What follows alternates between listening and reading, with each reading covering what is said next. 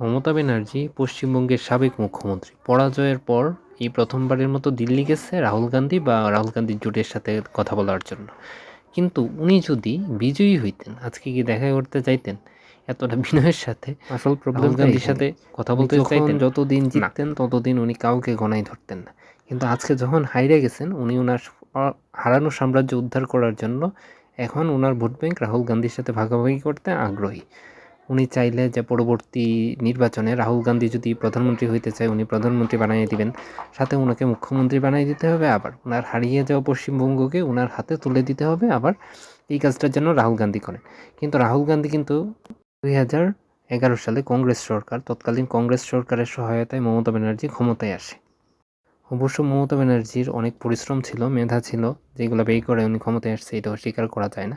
কিন্তু কংগ্রেস সরকার, তৎকালীন কংগ্রেস সরকার এবং প্রণব মুখার্জির আশীর্বাদ না থাকলে উনি কিছুতেই ক্ষমতায় আসতে পারতেন না।